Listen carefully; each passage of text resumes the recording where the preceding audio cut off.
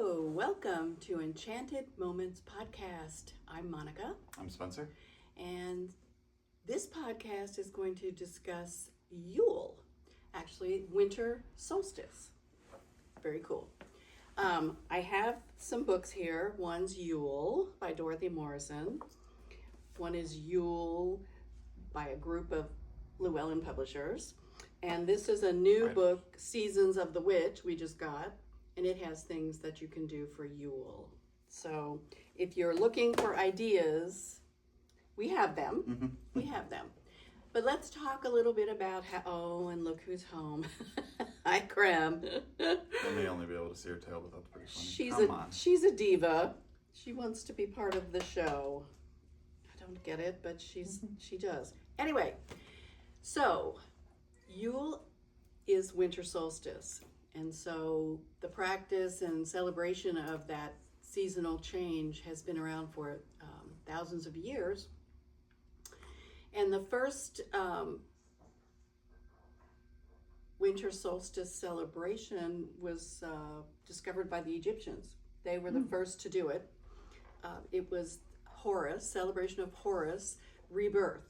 So they started, and then after they started, the Babylonians and Sumerians kind of got on the bandwagon, and they celebrated Marduk, who was their god and main guy. And then it just sort of went into the Roman period. Most of their celebrations, and they could throw a good one. I mean, let's be honest, were around Mithras, which was their main guy. So we just kind of, it follows to go into Western Europe, yada, yada, yada. Everybody has a winter solstice kind of celebration. I think that the main reason we even have a big to-do is because the early church decided that they were going to place Christmas right next to Yule, winter solstice, because it made the pagans more comfortable, that it was near their celebration. They built their churches on sacred spaces. I remember being in England, and there was this little church from 900, and you thought it just looked perfectly normal until you went in the back, and it was built right in front of a completely wonderful stone circle. And on either side of the stone circle was the cemetery for the church. So they built it over here and over here. Nobody touched the stone circle. So that was really an example of how the early church was trying to incorporate their belief systems and celebrations and take into account the pagans, trying to make them more comfortable with it. And eventually, we all pretty much bought into that idea. But the neat thing about Christmas, Yule, is that it's a time of renewal, reflection, and rebirth. The gift giving is a lovely tradition. However, that is not what it started out to be.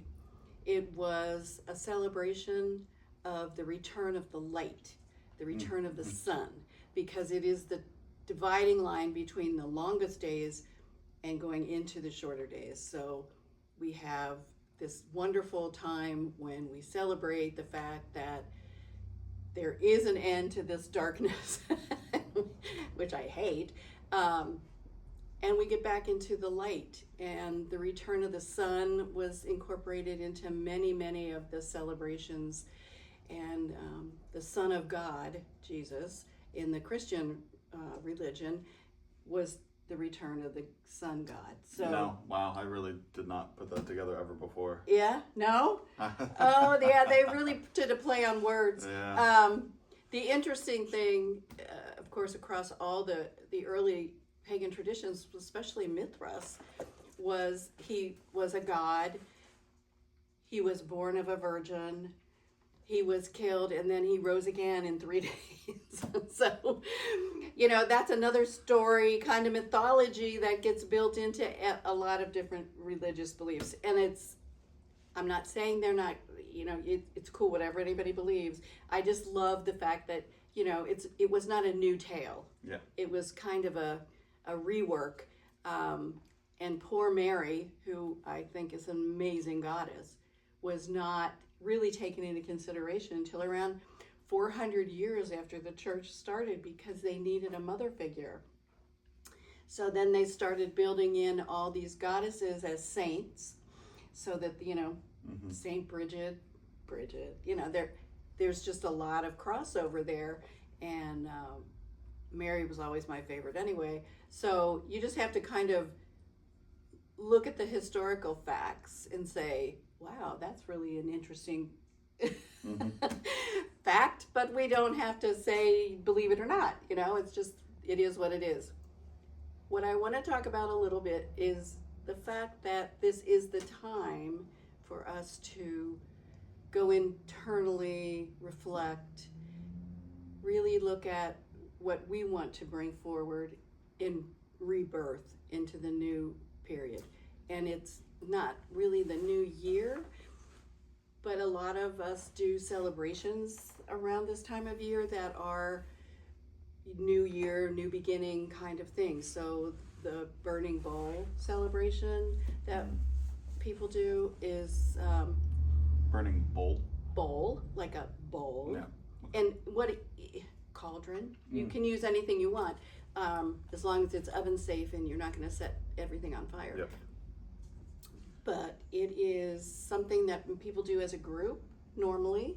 You can do it individually, but it's the same kind of thing we do every new moon and full moon. So but we do it as a group, and it's a celebration that we all release. So we write things down we would like to let go of. Some people actually tie them with ribbon to their Yule log to burn, and that's another, it's a fire kind of festival. So we just want to really spend some time and decide what it is we want to let go of from this period of time in the darkness, and then go into the new light. It eventually does get light, but then it starts to change actually the next day. And astrologically, we get shorter days. They're not a lot shorter, but they're shorter till we get to summer solstice, the longest day of the year. But try putting some kind of ritual together that we have time to think about.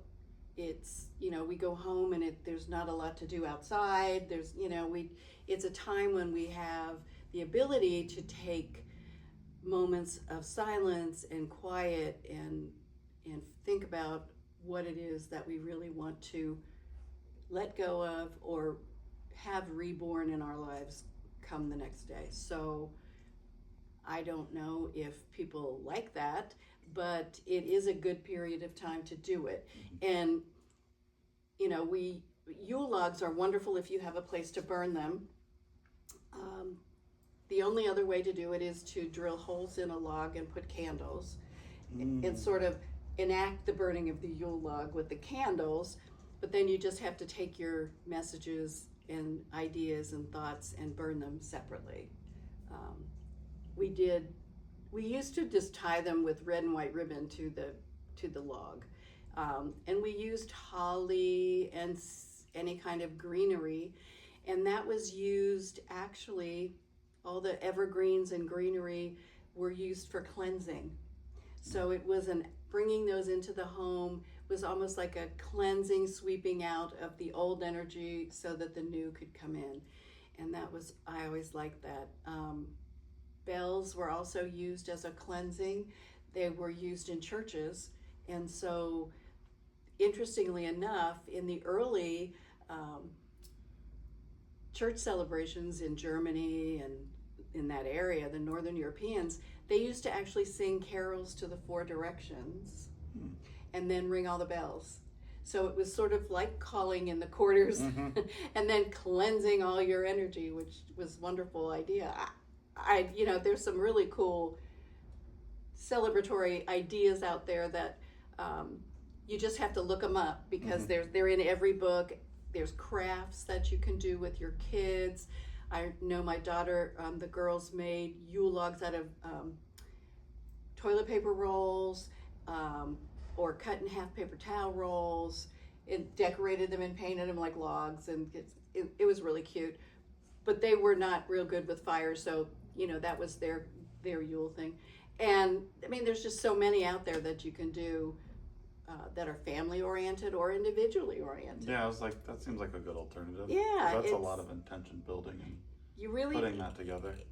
Well, and it's good with kids to let them understand that the rituals are their innate power.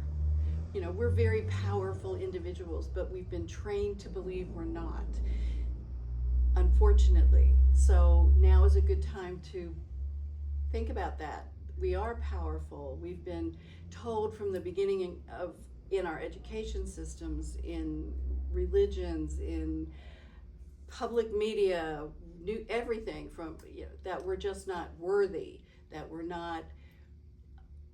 we can't do things on our own. We need to rely on powerful people to do things for us. We are, powerless, worthless little individuals, and that's not the case. We have so much innate power, so much strength, but we don't use all the wonderful things. I mean, our intuition, my goodness, we don't need to ask somebody else what's right for us. We know what's right for us. We just need to connect a little bit more. We can heal ourselves. Our bodies are just amazing little machines that are made up of so much electric power, protons, neutrons, electrons, all the electricity that's going through our bodies. We can channel that ourselves. We can tell our bodies, do a better job of cleaning up all this stuff. It's visualize or use healing methods to do it, but we can do things for ourselves. We've come to rely so much on the outside world to tell us who we are, what we can do, what we can't do. And it's time now to use this period of quiet darkness to think about that and to do activities and rituals that really tap into what that is, because the kids now really need to know that they are special. We kid about it because some of the ones coming up now are really special. They're incredibly different, and they don't accept at, I think, a cellular level some of the things that we grew up with, which is not bad. It's a good thing. We just have to really allow them to continue on that path and to do things that nurture those belief systems that they seem to have been born with. So use this Yule period to do more than just celebrate, exchange gifts, decorate. Those are the fun things. But it's really important that, especially this time of the year and this time in the world where it's just chaotic and distracting on all levels. It's very hard to concentrate on anything for any period of time because there's always something happening, either emotionally or physically or economically or politically, or all these things are going on right now that are just created distractions. So take this quiet, dark time and go inside and really focus on how special and important and powerful we are and what we can do going into the light that is going to bring our lights out more visibly. So taking all the power that we have, right? Yeah. And using it to do good for ourselves and for everyone else. So Yule is fun and keeps us in business for the next year. So, we don't do heavy commercializing, but we do have needs too. But it's more important to do some things that are of service. So, if you can volunteer somewhere, that's a great idea. If you can make donations, that's a wonderful idea.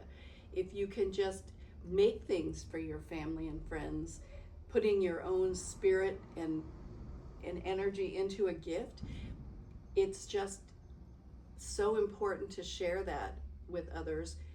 I do a lot of handwork, so I used to make ornaments for everybody. And the scary thing is it takes hours and hours and hours of work, right?